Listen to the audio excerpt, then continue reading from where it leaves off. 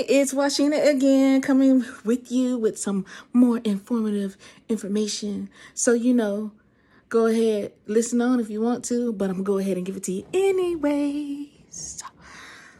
Hi. So, today we're talking about neck pain, About migraines. migraines, Cervicogenic headache. cervicogenic headache. Let's go ahead. Let's hear this. What would you like to know? Where does the migraine start? So there are 7 basic types of migraines. There's several. I'm getting called over. You have a lot of different types of migraines. So it depends. There are ocular migraines, inflammatory migraines, hormonal migraines, blood pressure migraines, etc., etc. And each of those has its own, what we would call etiology or where they stem from. The only one that I, as a chiropractor, deal with is called cervicogenic headache, which is almost all of your tension headaches and anywhere from 20 to 35% of your migraines, depending on what study you look at. And cervicogenic means in Latin from the neck. So genic means from the or beginning in, and cervico is cervical, which is your neck. And cervicogenic migraines specifically come from a muscle called rectus capitis posterior minor. Rectus capitis Posterior. Minor. Posterior. That's your anterior. Posterior. I ain't did this in a while. Posterior, anterior. But can it stem from your anterior? No. Because sometimes you have. So your rectus, some people be having big chests and they be pulling on their neck like that. Your rectus capitis posterior minor is right back about here. Where my thumb is. Right there by the thumb is. Right there. Okay. In that general area. If you've heard of the Botox treatments for migraines, that's the muscle they're targeting. And that muscle is the only muscle in the human body that connects to what's called the dura of the spinal cord. And the dura is think of it as the skin of the spinal cord. And that muscle actually connects to that dura. And so when that muscle goes into spasm, it's literally pulling on your spinal cord. And we perceive that as a migraine. Okay. So I guess putting a heat pack on it, would that relieve it a little bit? Potentially. Basically, we need to relax that muscle however we need to. I do that through adjustments, soft tissue work, things of that nature, occasionally some electrotherapy. Proper stretching or putting a nice cervical roll, or what we sometimes call a dyna roll behind the neck, sometimes can help. Heat can sometimes help. Cold can sometimes help. But you also have to make sure that the type of migraine you're having is a cervicogenic migraine, because if you're having, say, a hormonal migraine, and you treat someone for cervicogenic migraine, you're not going to get any results because you're treating the wrong thing. Well, if it's like hormonal? Usually, sometimes when a person has their period come on, they have more of a pain that comes in the lower back. So adjusting the lower body and then the cervical, would it work? No. So if someone's having a hormonal migraine, then it's literally being controlled by the migraine's cause or etiology is being caused by the hormonal changes, typically in a female cycle. So one of the things that's interesting is that if you read research on migraines, it'll say 2/3 of all migraine sufferers are women. But all hormonal migraine sufferers, pretty much, or 99%, are women. So part of the issue is that women have a whole category of migraine that men just don't have. So if you were to take that category out, then the balance of migraine sufferers might be closer to 50-50. But because men don't get hormonal migraines, all of a sudden women appear to get 2/3 of all migraines, or 2 out of every 3 migraine sufferers are women. Hormonal migraines, they also say, is somewhere in the 20 to 30% of all migraines fall into that category. So between cervicogenic and hormonal, you could be looking for 40 to 60, 40 to 70% of all migraines might fall into those two categories by themselves. Inflammatory, then I think is after that. And then the least, I think, is the blood pressure and stuff like that. Those are actually kind of the easiest. You get on blood pressure medication, they go away. They're very dangerous, but they're a sign that something else is wrong.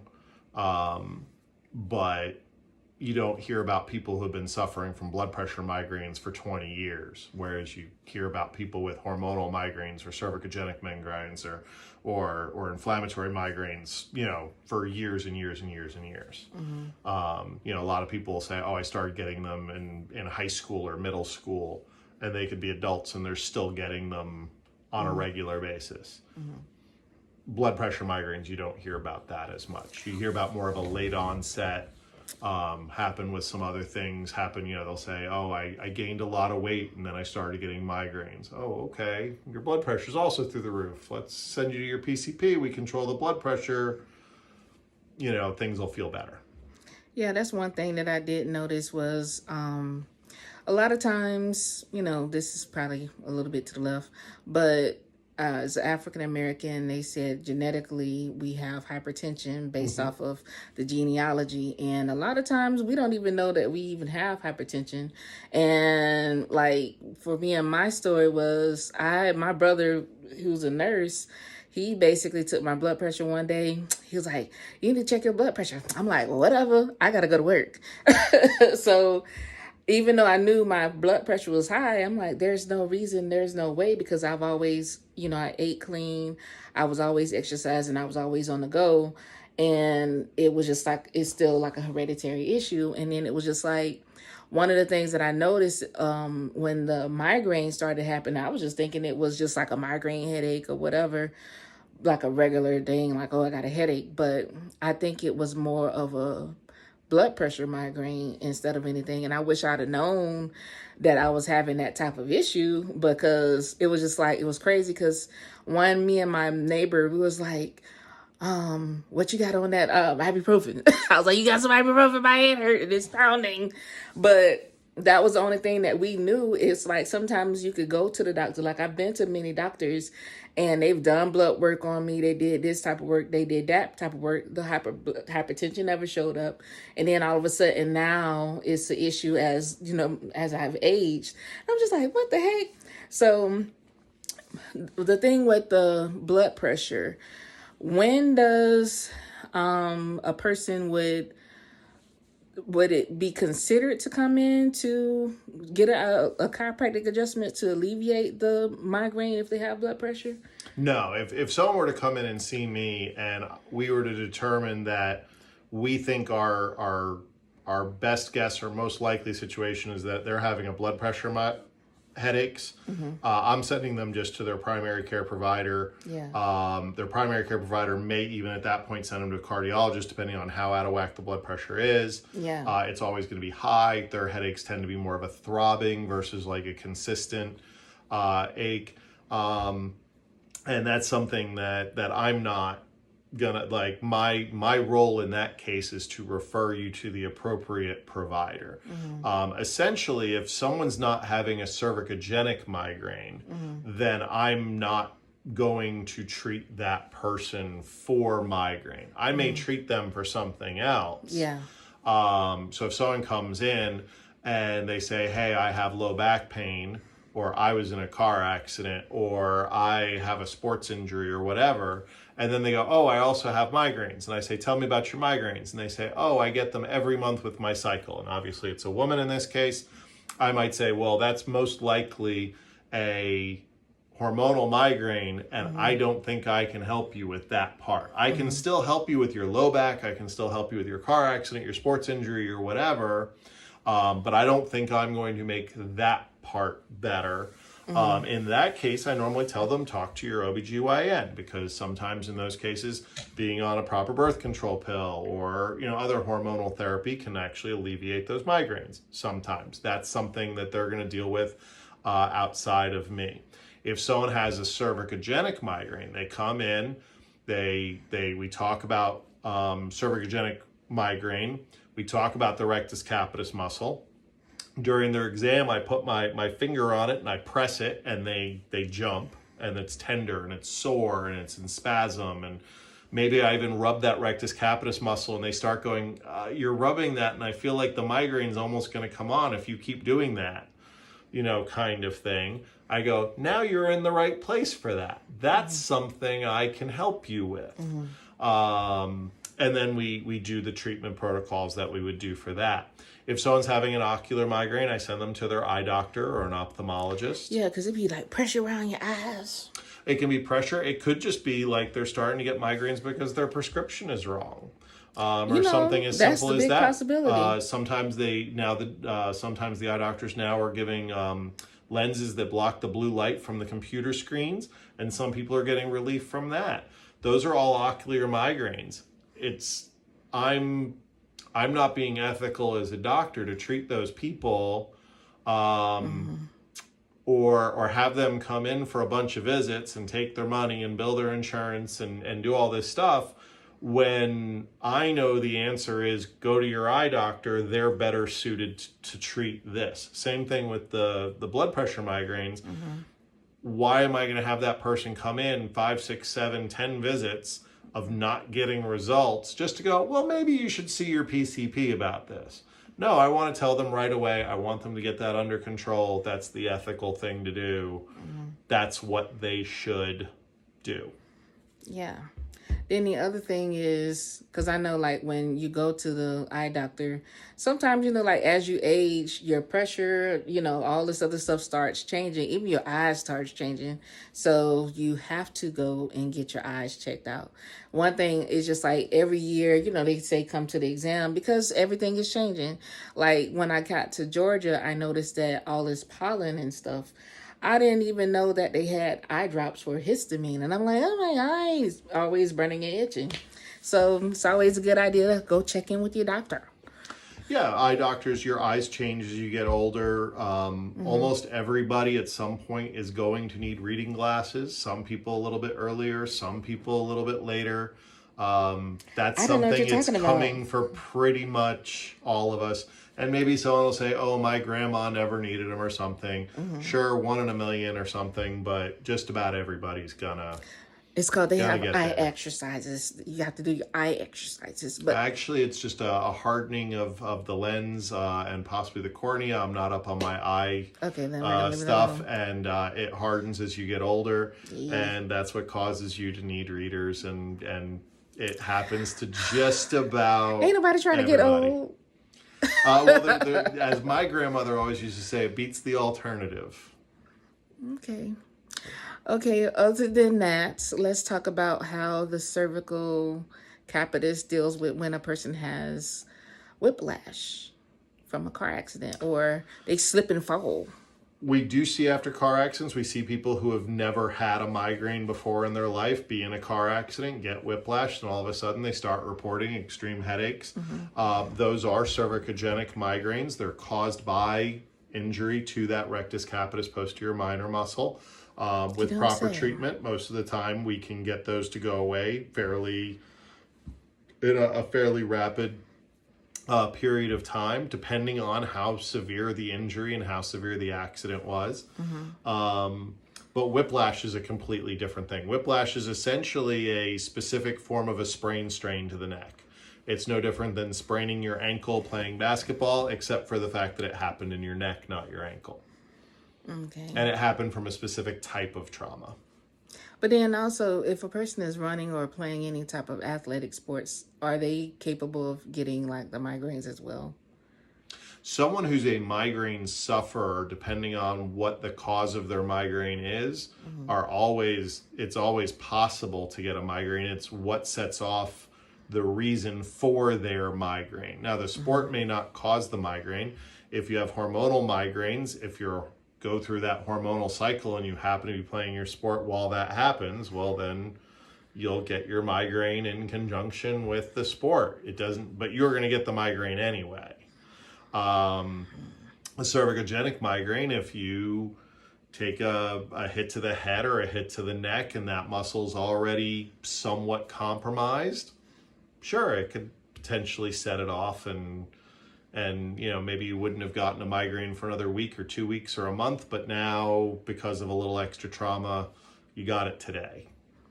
I have a question you might not have the answer to, but I did years ago. Me? I'm just saying, you might.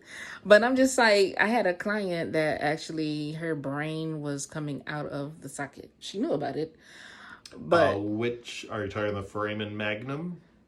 I don't know. She said it was coming out. Okay. So if your brain is coming out of your ears, you need to go to the Not at the emergency ears, room. you know what I mean. Immediately. It wasn't coming out like that. If your brain is getting pushed out your eyes, go to the emergency room immediately.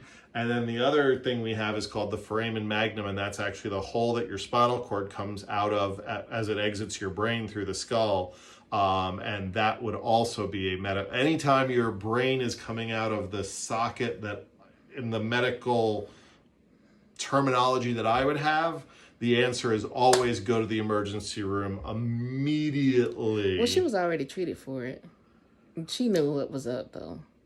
Your brain tissue is extremely delicate, and it belongs in a very specific place. And if it's not in that place, that's a medical emergency. Yeah, I think what caused it was she was having headaches. Well, you have a pressure in your cranial vault, is the area inside your skull. And it's filled with your brain, of course, and then it's filled with cerebrospinal fluid. And it's also covered by the meninges, which is like the skin of the spinal cord in the brain.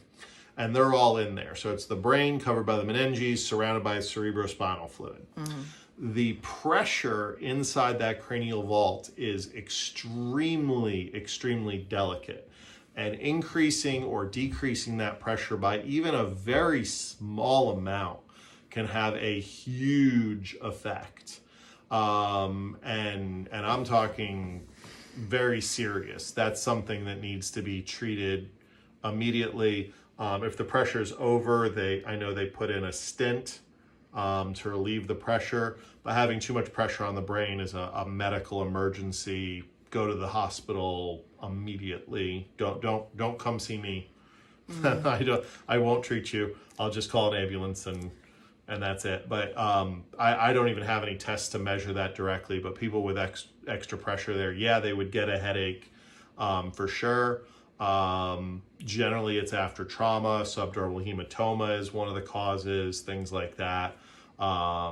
Brain tumors are actually a cause. I was just about to ask you, I'm like, because a lot of times I've seen people that had like brain tumors before, but they were thinking that it was just like a headache, and then after a while it didn't like subside. So that's eventually when it went and got treated and stuff like that, and they found the tumor. But is it like, even if you treat something like that, is it possible for a person to still have a tumor there in their brain, even if you release the headache?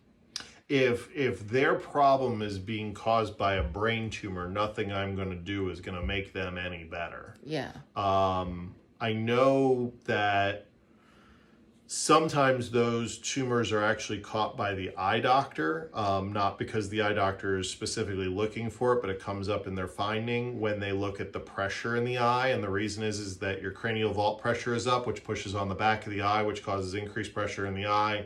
And then the doctor measures your eye pressure for glaucoma and then goes, oh crap, you need to get this checked out for something else. Yeah. Generally speaking, if I feel someone is having cervicogenic migraine, I'm confident enough in what I do that I expect someone to be having results fairly quickly, or I'm going to send them somewhere else for deeper evaluation. And then if those people are then finding increased pressure, they're going to get an MRI and they're going to be looking for tumors and things like that. From what I know, they describe headaches due to increased pressure in the brain as being absolutely debilitating. I don't even think someone who is suffering from that would even come to this office. They normally go to the emergency room because they're in that much pain. So it's something that I don't worry about that much, just because those people, like the patient would almost be a little like, well, why didn't you go to the ER would be the first question you would ask them. Things like that. They can have other neurological symptoms as well, increased pressure inside the cranial vault. They can also have symptoms similar to a stroke, things like that. So when you're getting symptoms similar to a stroke, you don't think, well, maybe I should go to the chiropractor. Hopefully you say, I should go to the ER. And then they evaluate you and they go, okay, you're having symptoms of the stroke, but it's not a stroke. Okay, let's look into something else. And maybe they come up with that your pressure is high. And then why is your pressure high? If it's because of a recent trauma, my father had a friend, he fell, he hit his head. A couple hours later, he started reporting that he was very dizzy. A couple hours after that, he said he was having just the worst headache he'd ever experienced in his life. And my dad called me and just kind of told me on the phone what was going on with his friend. And I said, get him to the, and by the way, his friend was like in his late 70s, early 80s. And I said, get him to the emergency room right away. And they said, really? You think it's that serious? And I said, better safe than sorry. They took him to the ER, and sure enough, he had a subdermal hematoma, and they needed to drain it, and he needed medical intervention. And for something like that, the sooner he's treated, the better. That's, that's not a wait and see issue. There's a lot of people that want to wait and see, or sometimes if they already experienced something before, they'll try to bandage it and say it's okay, but it could be a risk of you losing your life just like that quick. Or creating brain damage or something like that. Crazy. Like the longer, something like what a subdermal hematoma is a brain inside the cranial vault, and the blood could be coming out very, very slowly, like a drop at a time. But it's getting bigger and bigger and bigger, and that blood is taking up more and more space, which is increasing the pressure more and more over time. And eventually, when that pressure goes high enough, you're going to start to create brain damage. So the longer you wait, the more you're risking brain damage. Maybe it kills you, maybe it doesn't, but there are bad things that could happen, in there that are less than death, but certainly not things you want. Nobody wants brain damage. That's, not a good idea, and things like that. So yeah, if somebody had recent history of head trauma or things like that, particularly if they're older, we might think about subdural hematoma more than we think about brain tumor per se.